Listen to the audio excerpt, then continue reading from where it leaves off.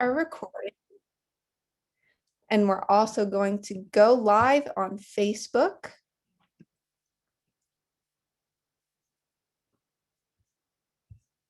It's the funny Zuckerberg website. What? It's the funny Zuckerberg website.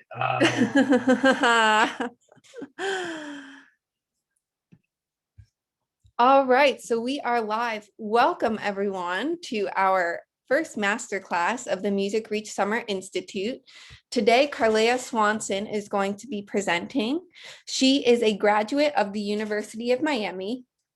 Go you, where she was a graduate assistant in the Office of Civic and Community Engagement. This fall, she will be attending the University of Virginia to pursue her PhD in Critical and Comparative Studies in Music. Through her organization, Music is Unity, Carlehr implements music in her community by taking performances to those who may not experience it otherwise. She has planned and performed more than a dozen virtual events for local nursing home and schools throughout this year. In the summer of 2017, she was named the People's Choice and third runner-up in the Miss Virginia competition. After teaching English at the Summer Writing Institute for secondary education students, Carlehr developed a passion for creating better learning opportunities for underprivileged areas. She will be competing in the Miss Florida competition on June 26th this year. So I will turn it over to Miss Carlehr. Thank you. Thank you for that intro. I'm so glad to be here. Like she said, my name is Carlehr Swanson. I just have an important topic to me that's been laid on my heart. So it's entitled Music is Unity, Giving Back Through Civic Engagement and the Arts. And so I'm gonna share my screen. No pressure. I heard this is like the first master class, so I'm fine. Everything is fine.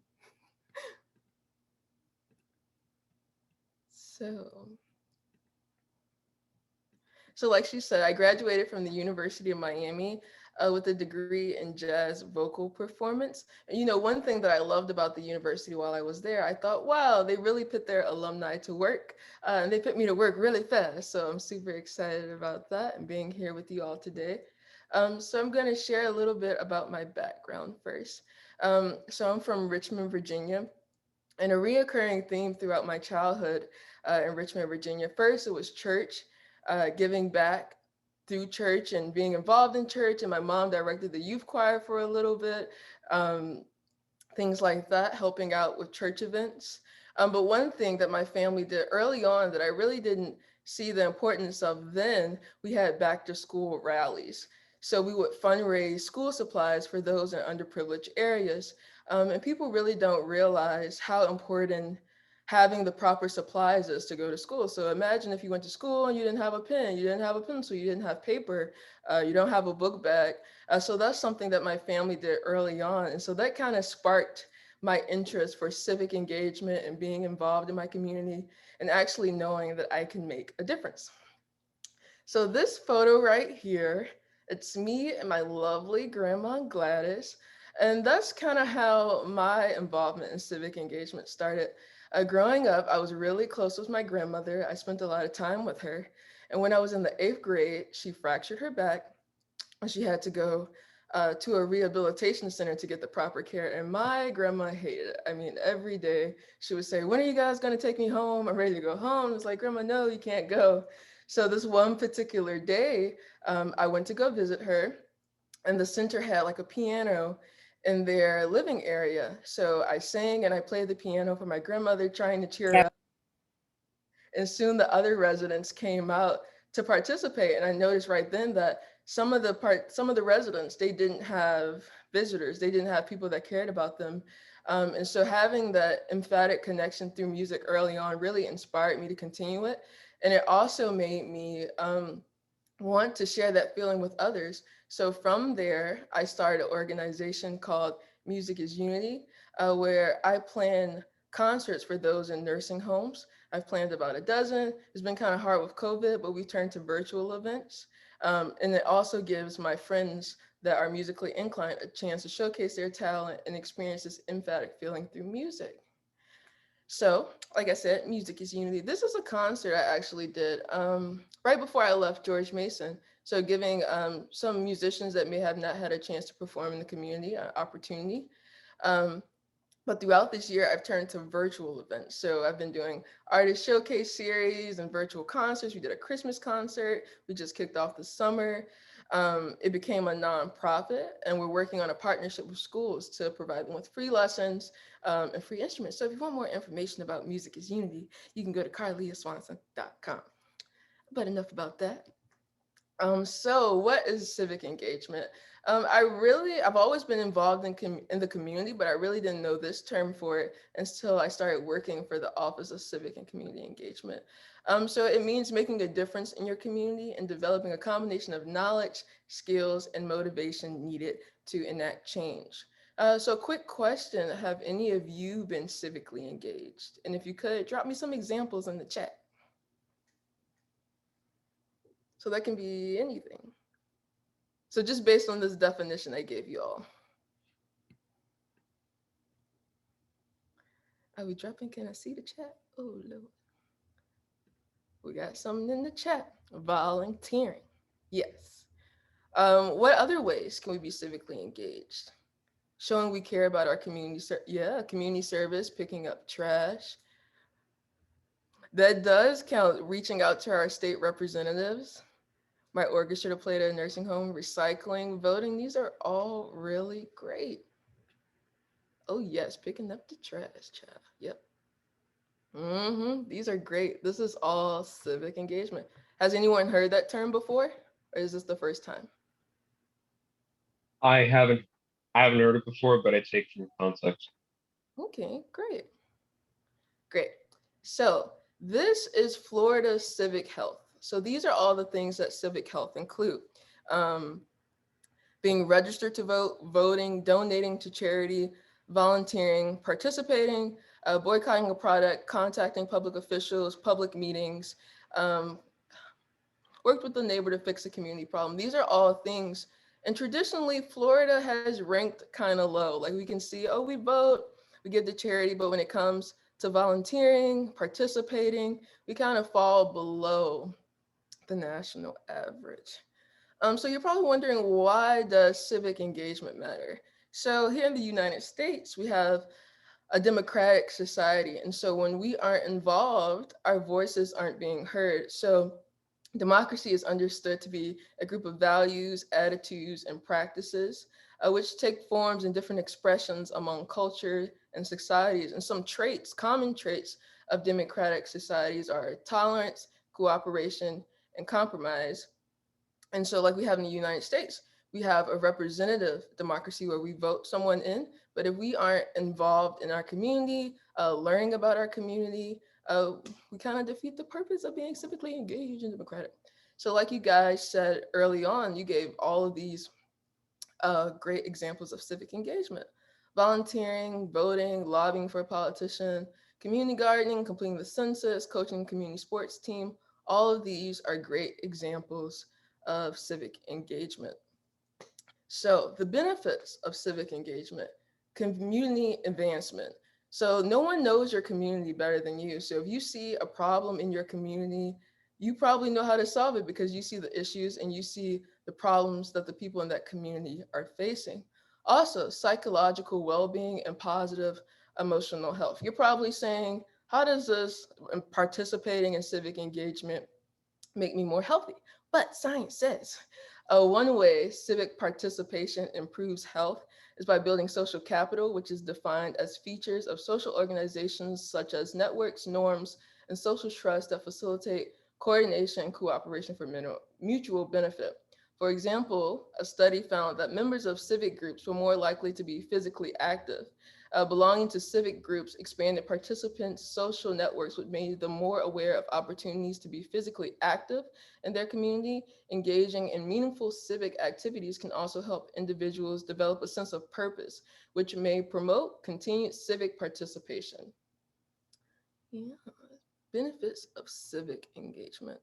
So there are some people often say, oh, well, I can't be civic engagement and I can't be civically engaged. And some of those reasons include there's no time. But we all know If we have something that we really love, we make time for it.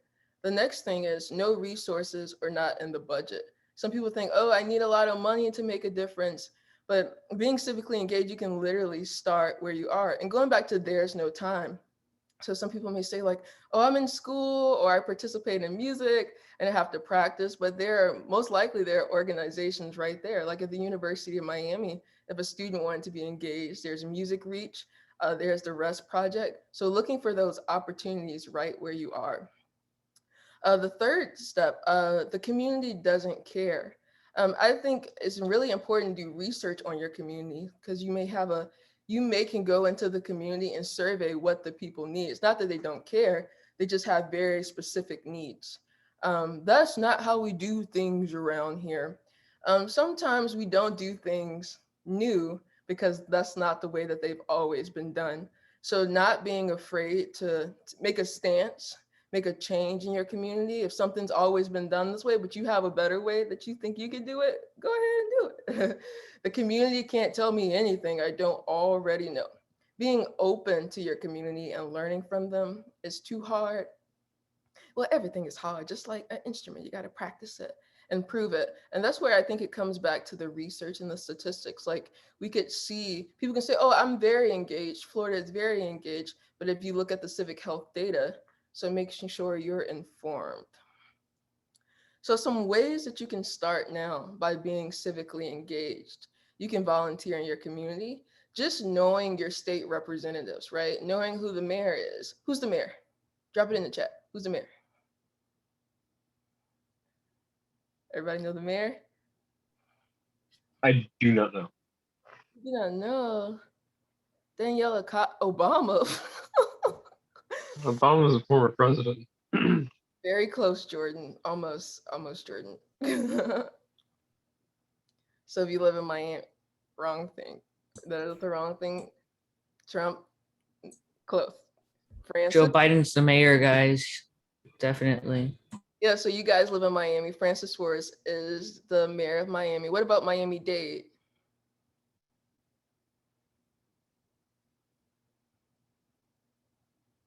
It's a woman.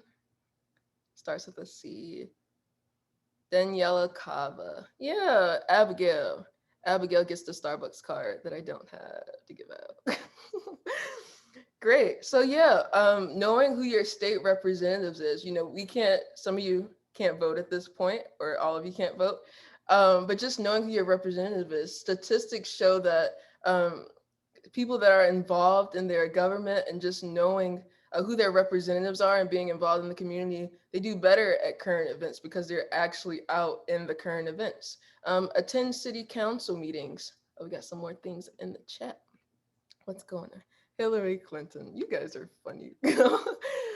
Supporting local businesses. Supporting local businesses also eliminates waste from pollution because it's right there. Reading, taking the time to learn about different cultures and communities, just being informed. And then the last step, taking matters into your own hands. Sometimes we see problems and we don't feel encouraged or that we have a big enough support system or that we can handle them, but just starting small, we can take those matters into our own hands and accomplish something great. So what is everyone saying? Okay, we're gonna stop. Okay, so what I came here to talk to you about, I think it was really important to explain what civic engagement is and how the arts can help that. So we all know that art is influential. If we look at the Renaissance period and the art that we saw from there, if we look at the 1960s and the music that came out of that, that served as a soundtrack for the civil rights movement. If we look at social media, if you think back to the Summer in Your Black Swear post, anything like that. So what makes art difficult to quantitate towards civic engagement or making a difference in our society is the need of systematic approaches. For example, it's easy to measure students being impacted by math tests and math scores, right? You can tangibly see the scores, but it's hard to see if people are feel like they belong in their communities or are benefiting mental health benefits because you can't necessarily see it or grade it. Music has been used for economic development and academic achievement, and is really how we interact with each other in our social and community lives. So I really like this quote from James Baldwin. The purpose of art is to lay bare the questions that have been hidden by the answers. So a little bit about civic engagement through the arts. So statistically, participation in the arts has had a positive, significant effect on people's levels of civic engagement. And the reason I think this is because art is how we experience our culture early on. Listening to the radio, watching TV, going to religious services, and that's the way we involve in our community.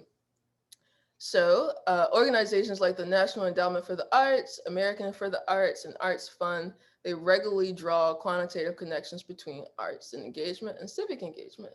So we can really prove to our society how important music is by having those statistics.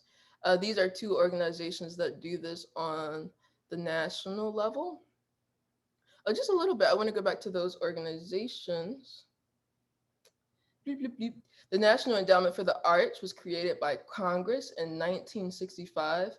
Has anyone heard of the National Endowment for the Arts or anything that they may do? Ready? Taking from the title and the name, I'm thinking they maybe fund various programs like Music Reach. Yeah, that's true. That's a pretty great answer. Yeah, it's an independent federal agency whose funding and support gives Americans the opportunity to participate in the arts, exercise their imaginations, and develop their creative capacities. What about Americans for the Arts? Anyone ever heard of that? Okay, well, it was created in the 1960s with the areas of helping others to maximize the impact of the arts in our nation. Their goal is to ensure that the arts always play an important part at the decision table. The transformative power of the arts will always be a catalyst to set innovation into motion. So why is the arts and civic engagement important? So through creating and presenting art, individuals are able to start conversations about divisive social problems in an inclusive way that encourages dialogue instead of antagonism. Through experiencing art, we are able to engage with that dialogue and provide a positive outlet for anxiety, frustration, or confusion. So just off of the top of your head, can you think of maybe a song or a piece of art that discusses a difficult topic, but is widely accepted? It's a song that we may sing or a piece of art we may look at that talks about or reflects an important time period. Come on, pull your music history out. You know it, something. Or you can even think about now of social media and memes.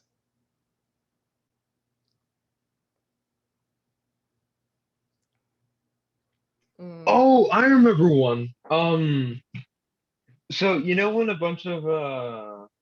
a bunch of people on Reddit started buying GameStop stocks and in return made a bunch of that sorry hedge fund owners completely broke. They Wow, were saving something that they loved. that is true. That's civic engagement in a form. What about what kind of accounts do you follow on Instagram? Do they stand for anything? Do you follow any music and arts accounts? Any like mental health accounts? Any food accounts? Okay. Okay, well, like I was talking about earlier, like the civil rights movement, and some we're gonna get into that later. I'm gonna play some examples. Um, yeah, but there's art all around us. That water accounts, Noah. Yeah, and so if the art and culture wasn't that important, it wouldn't be Article 27 of the Universal Declaration of Human Rights. It was it came about in 1948. And it declares that everyone has the right to freely participate in the cultural life of the community, to enjoy the arts, and to share in scientific advancement and its benefits. So why might this be important? If they made it a human right, why do you think it's important?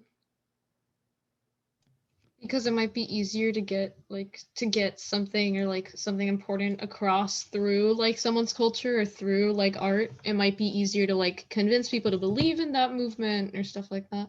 That is very true. If someone had an important message for you through a song or through art, but you're being deprived of that privilege, you won't get it. That is absolutely true. I like it. I like it. Looking in the chat. It's a form of expression. Great. Can someone share how they may express themselves through their culture? Or some cultural forms of expression that they participate in? I just Food. Yeah. food. What kind of food? How does food work as cultural expression? Well, because food can work as cultural expression because it can, like, for example, like for my family, like since my mom's Venezuelan, she makes like arepas and stuff like that, and that was like passed down from me, and it came from her grandma and came from my grandma, and then like it's like a way to sort of like pass on a like tradition that's like exclusive to like that specific thing. That's very true. That's a great example. Candace, tell me about your teaching your friends Bollywood. I come from a Hindi and Nepal origin, and we were doing this thing where we were going around and we were asking about our cultures and stuff, and so I had recently taken a Bollywood class, and my friends wanted to learn about it, and so I ended up teaching them a couple dances for them, and now we dance Bollywood occasionally.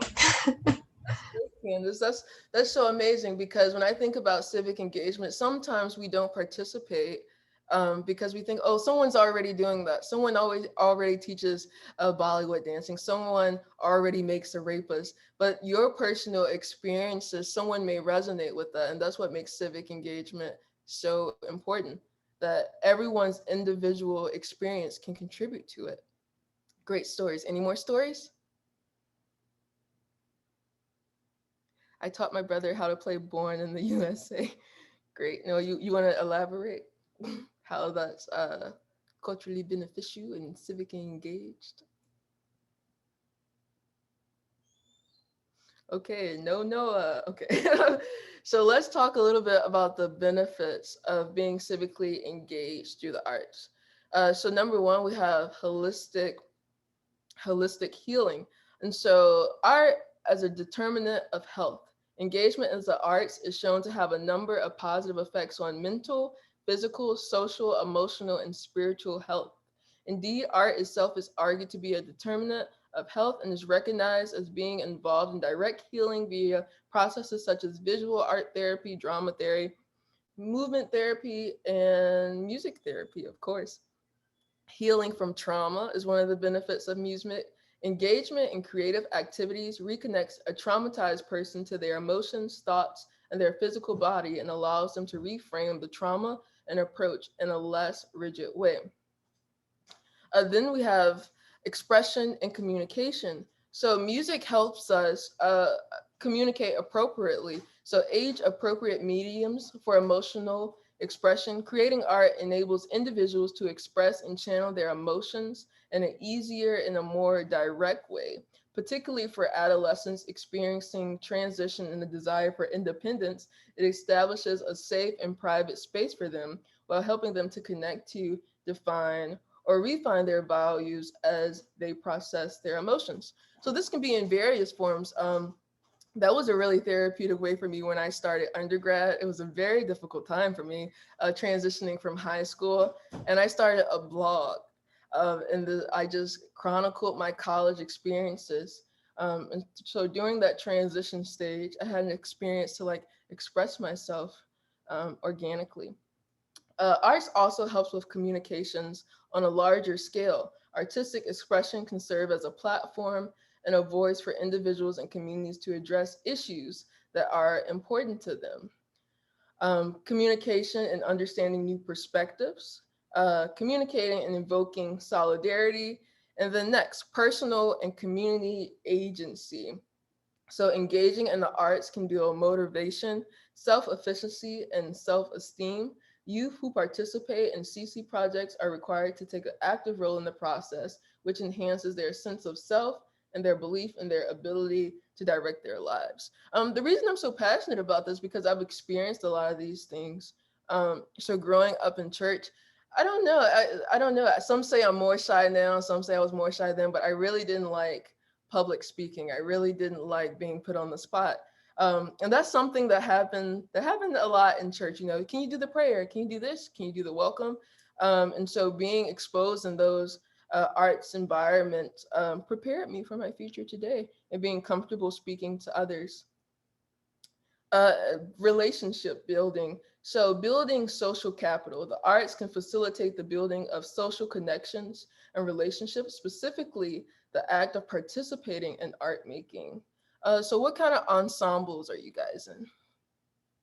In school? Are you in band? Are you in choir? Uh, I'm in both in instrumental techniques and jazz ensemble. Oh, nice. Band, orchestra. So what type of relation building characteristics do you have from those ensembles? What happens? Because I was in marching band in high school and something happened. I was the only child and I kind of always did things by myself. But then when I did band and I was a part of a team, I had to think a little differently. So can someone explain what happens when you're in a group? You are, I guess, well, not necessarily forced, but coerced into learning to work as a team. That is really true.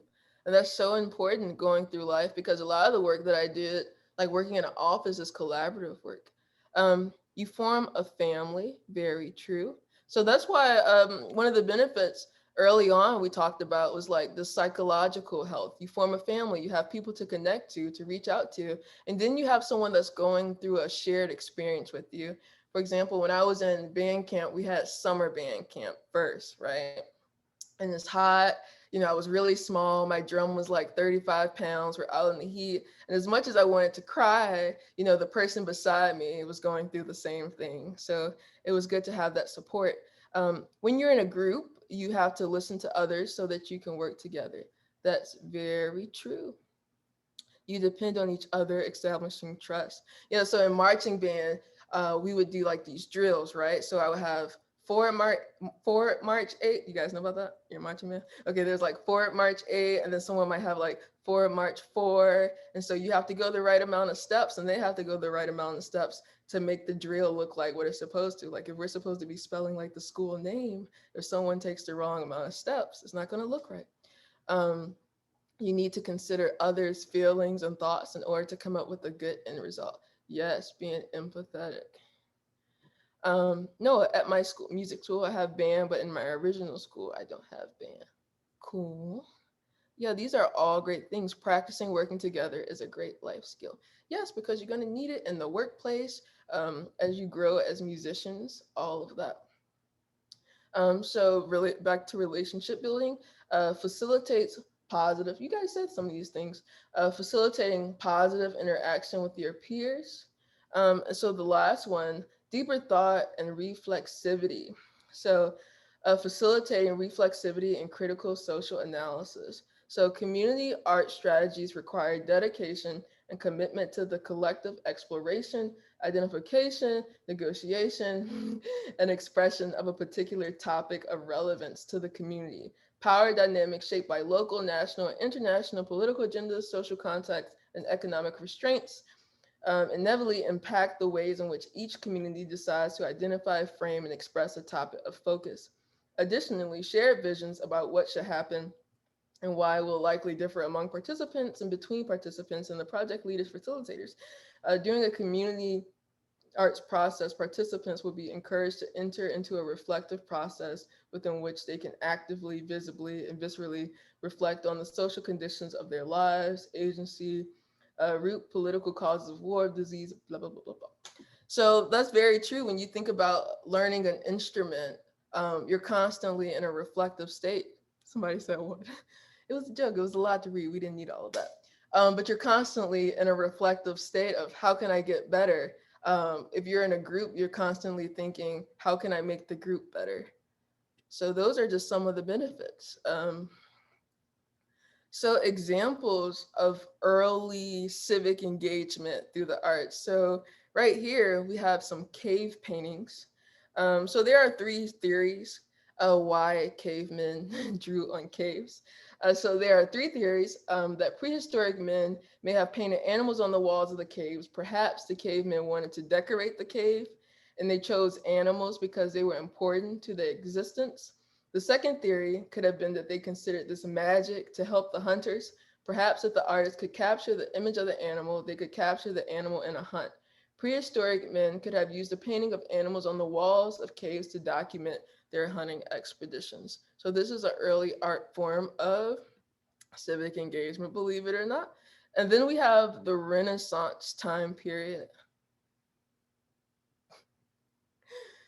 Okay, then we have the Renaissance time period that can be traced back to Italy in the late 13th and early 14th century.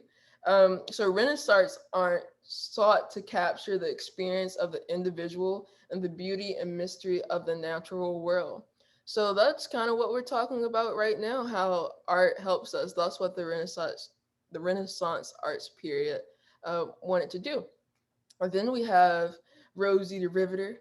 After World War II, we saw a lot of propaganda during that time. And the reason for that was they wanted the public to become much more careful.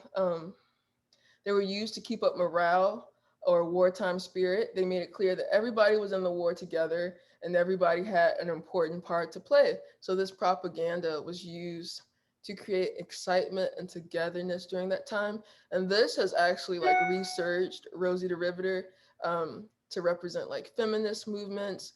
And this is like showing the role of women during that time in the World War. So do you people know do you know who these people are and what they may have in common?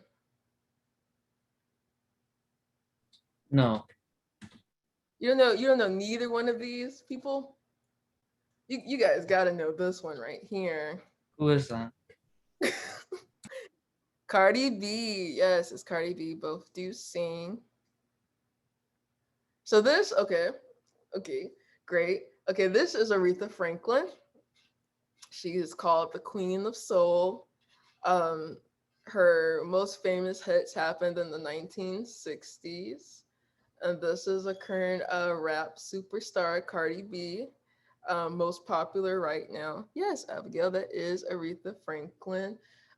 So what may they have in common? So think about how I talked about Aretha Franklin in the 1960s with the civil rights movement. And then if you're on social media, think about the kind of messages you may see from Cardi B right now. This is not regarding her music. This is regarding her speech, her activism. Any thoughts? Any thoughts?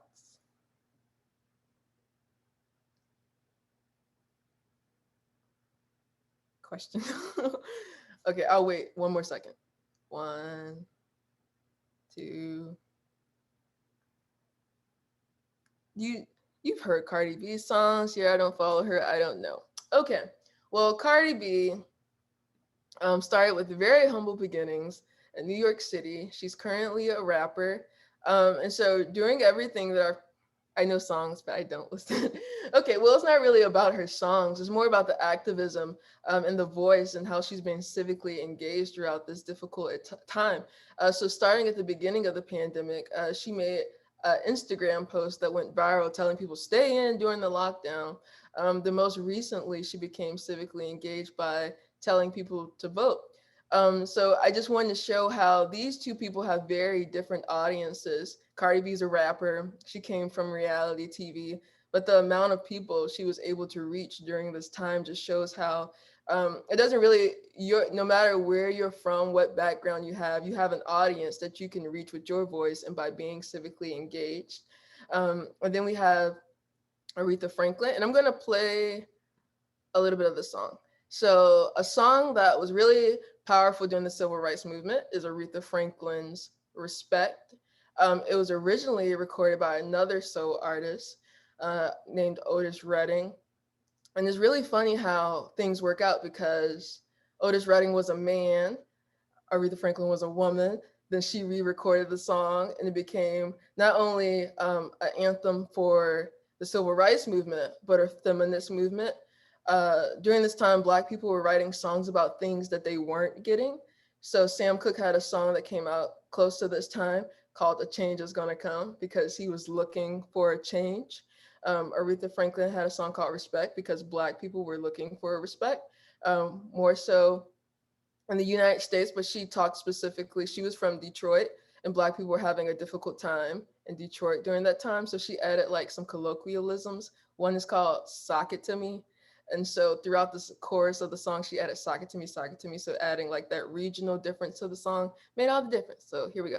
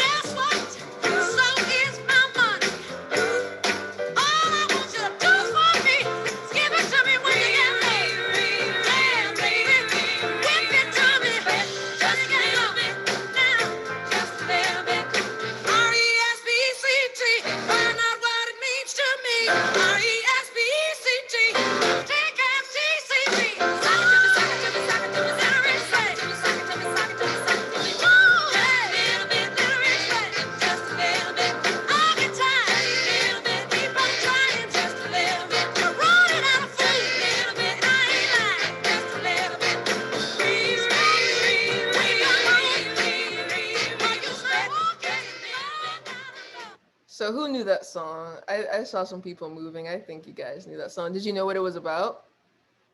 Or Definitely knew that song. Respect. it was about respect and getting respect? But do you see how so this song is not, Aretha Franklin didn't write this song, but just adding her voice to it. Just a little bit more about Aretha Franklin. She was quite the activist. Her dad was a preacher in Detroit. A very famous preacher. Actually, he was one of the first preachers that had recorded sermons. So like records of his sermons went out across the country. He was called the man with the $1 million voice. So she was really civically engaged. She bailed Angela Davis out of jail. Whenever Martin Luther King needed money, he would call Aretha Franklin for help. So just that, being who she was, made this song transcend through the civil rights movement, women. That's the same thing you can do by having your voice civically engaged.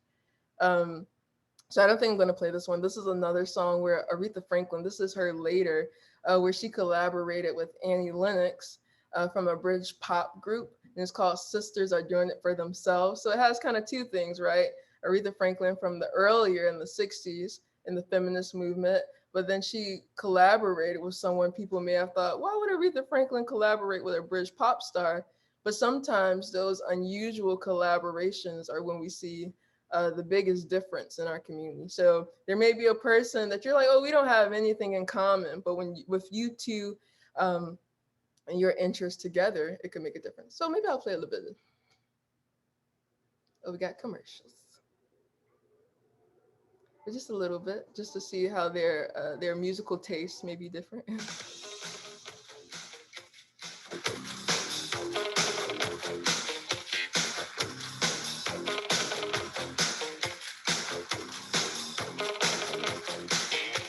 Now there was a time when we used to say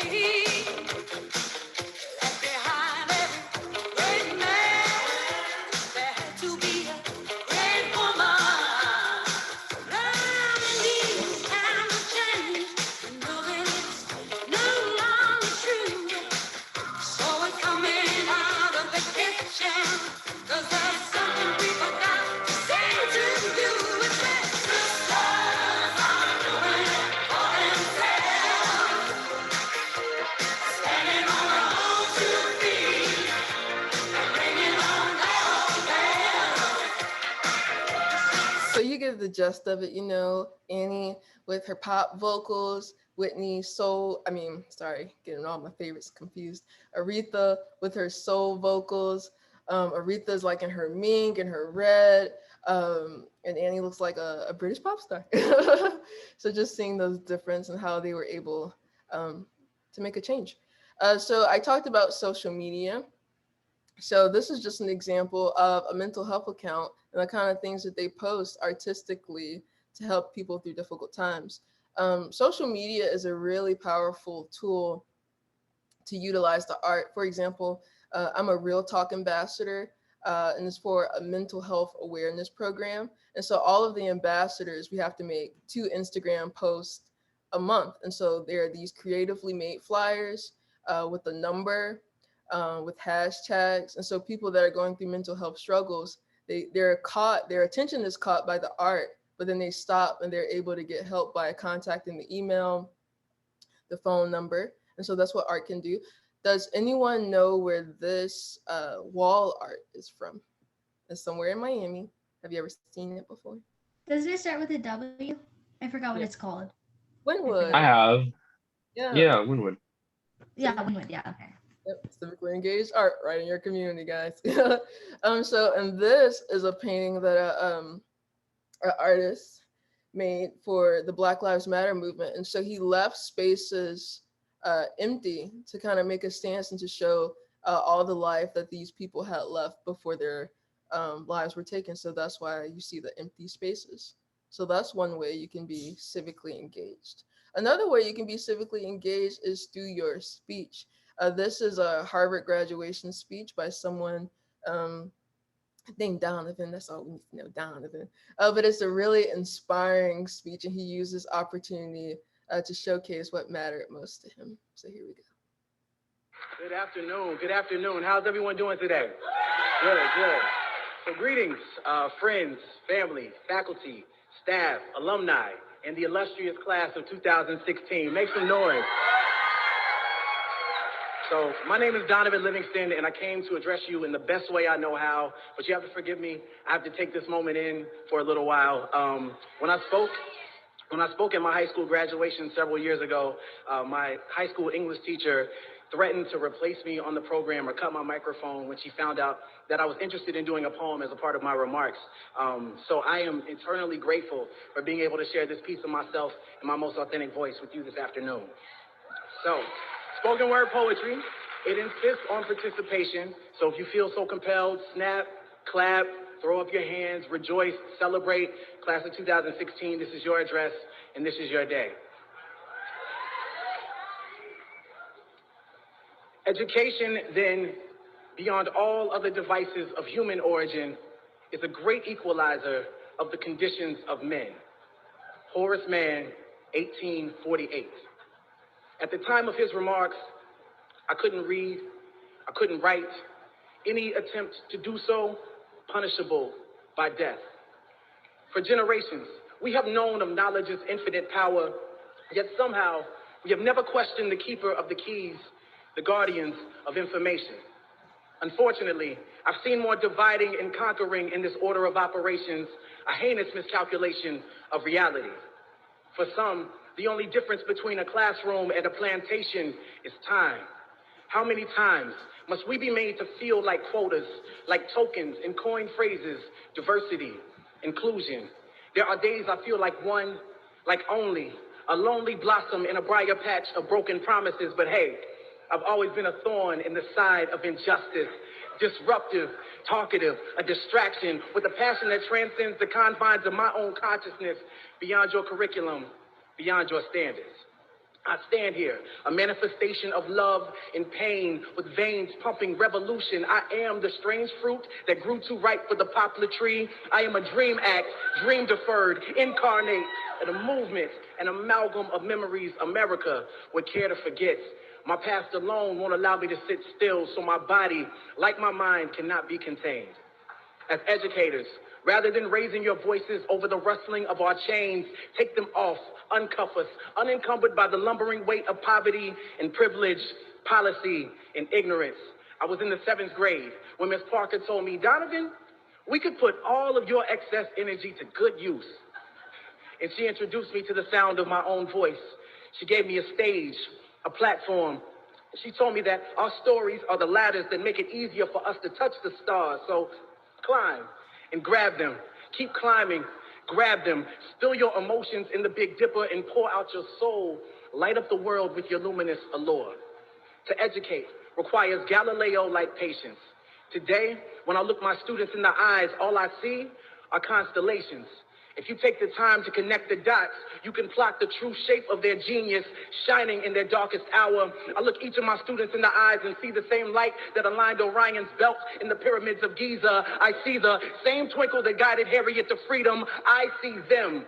Beneath their mask and their mischief exists an authentic frustration and enslavement to your standardized assessments. At the core, none of us were meant to be common. We were born to be comets, darting across space and time, leaving our mark as we crash into everything. A crater is a reminder that something amazing happened right here, an indelible impact that shook up the world. Are we not astronomers searching for the next shooting star? I teach in hopes of turning content into rocket ships, tribulations into telescopes, so a child can see their true potential from right where they stand. And injustice is telling them they are stars without acknowledging the night that surrounds them. Injustice is telling them education is the key, while you continue to change the locks. Education is no equalizer.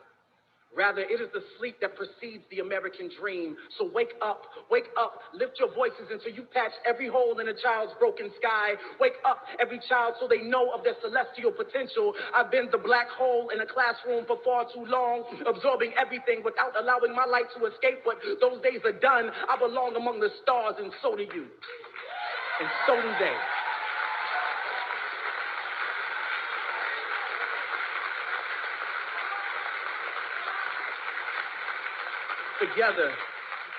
Together, we can inspire galaxies of greatness for generations to come.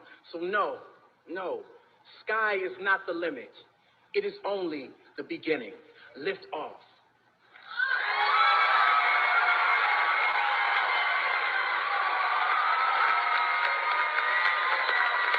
I just really love that speech and how he took his early experience with education and morphed it into something so powerful and was able to share it with others. Had anyone ever seen that before? That speech? I have not seen it. Okay. Just moving a little quicker. So this is an article about how jazz musicians led the way back to the city after Hurricane Katrina. So it's just an article showing the power of music and how, so New Orleans is where jazz was birthed, the home place of Louis Armstrong. So after Hurricane Katrina, these jazz musicians went back and they started bringing more life to the city. And after that, it slowly revived itself. So this is the first, so the second line is very popular in New Orleans. So this is just a little quick video of the first second line in New Orleans after Hurricane Katrina. And this is January 2006. So just fast forward a little bit.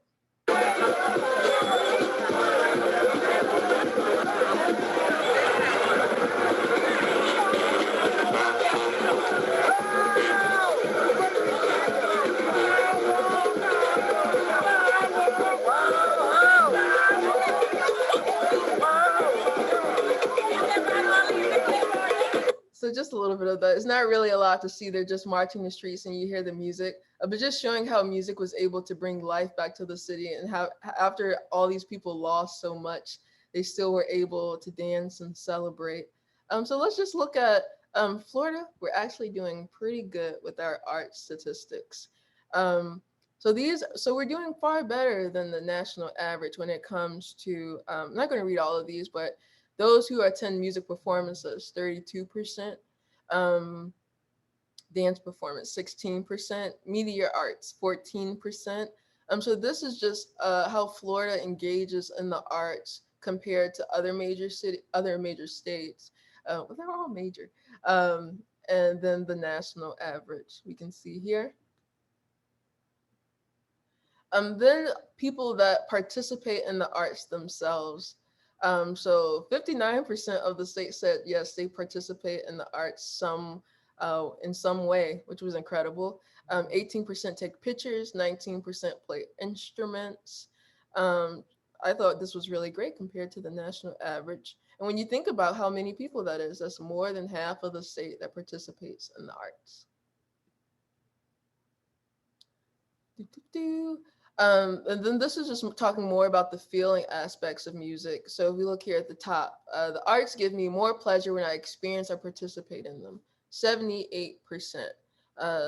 Music is unity, right? The arts unify us regardless of age, race, and ethnicity. 76%. I have changed an opinion or perception based on an arts experience. 44%. The arts right here, the arts attract travelers and are good for tourism, 82%. So Florida is pretty high in our reception of the arts. Some more art facts. So just this year, the arts created 261,565 jobs in the state of Florida. And in 2015, nonprofit arts organizations alone in the state generated $4.7 billion in economic activity annually that supported 132,366 jobs and generated 492.3 million state and local government revenue. So don't let people tell you the arts isn't making a difference. So these are just some ways you can be involved in the arts across the state, whether that's watching, active, or participatory. So some ways, just a simple way to get involved in civic engagement. First, imagine. I think every goal starts with a dream and a vision of what something could be.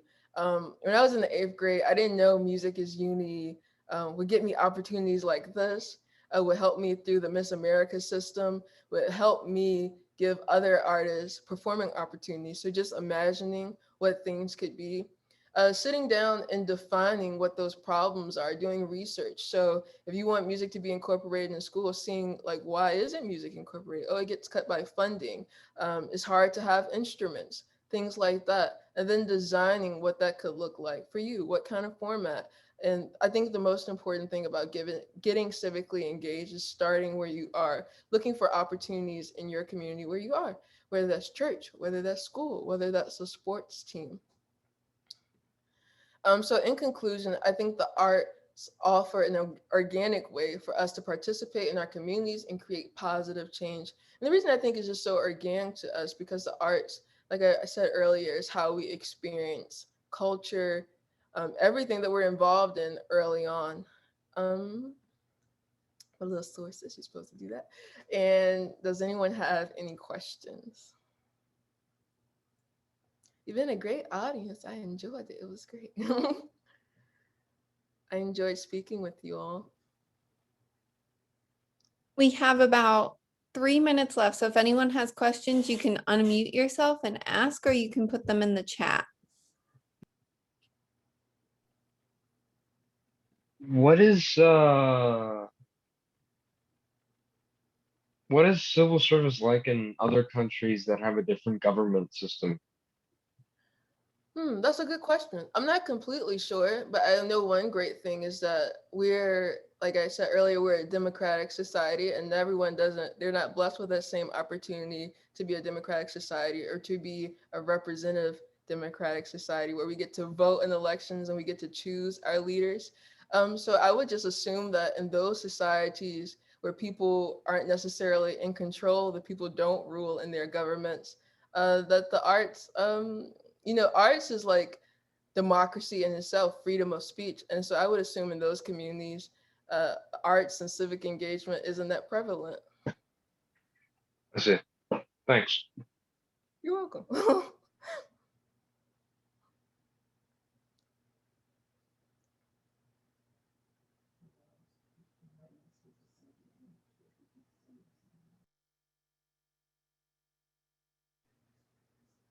Is this a real question, Noah? Which president was the first in Cuba before Miami? Next question, please.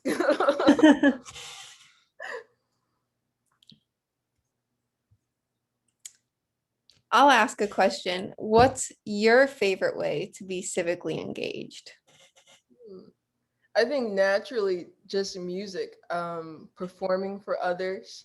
Um, I think music is just so healing when you're listening to it, when you're performing to it, and just that transfer of energy. I love when I'm performing in front of a crowd and I walk in and it's quiet, and then I can feel the energy change as the performance changing. Maybe they make noise, maybe they clap, maybe they give me a yell throughout it, but just that energy and that feeling through performing. Awesome, thank you. Is there a specific person that you looked up to or Hmm. look up to? Well, my grandmother, just like for civic engagement, my grandmother, she didn't have a lot of money, but she was able to just help so many people. And one thing that, I would hear her help these people, I would hear her give encouraging words, I would see her do work in the community. But one thing that stuck out to me when she died and at her funeral, people would say, like, she gave me a washing machine. She watched my kids. She helped me raise my kids. So just things like that, and how, she didn't really talk about how civically engaged she was. My grandmother didn't know what civic engagement was, but just how it came so naturally to her and those values she was able to instill in me. What instrument do you What, huh? play? What instrument do you play? So I sing and play the piano. Funny story. So I played classical piano starting at the age of 7. I went to undergrad to play classical piano. No offense to classical piano, but I got to college and I experienced a jazz vocal lesson. It was really similar to my church background, and it reminded me of my church singing. And so I fell in love with jazz, and I've been there ever since. If I could pick a talent that is not playing music, what would it be? I love speaking. I love communicating with people like this. I used to think I wanted to be a news reporter. I actually did like a news broadcast in high school, and I did radio broadcasting. So, I love Oprah, and if I could have a talk show one day, that would be great. Anything else? How did you discover that you want to be in the music world?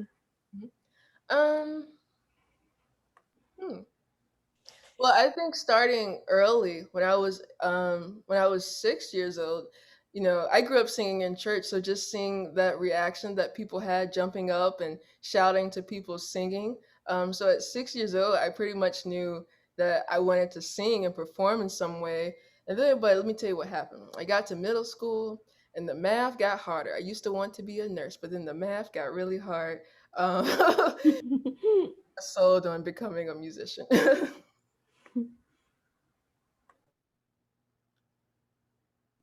Thank you.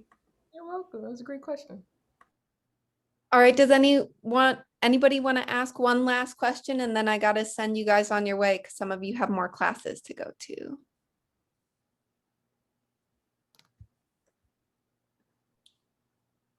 All right, well, thank you so much, Carleah, for coming and presenting today. I hope everyone enjoyed the presentation as much as I did. I'm going to stop the recording, and then you guys, some of you are done with your classes. For some of you,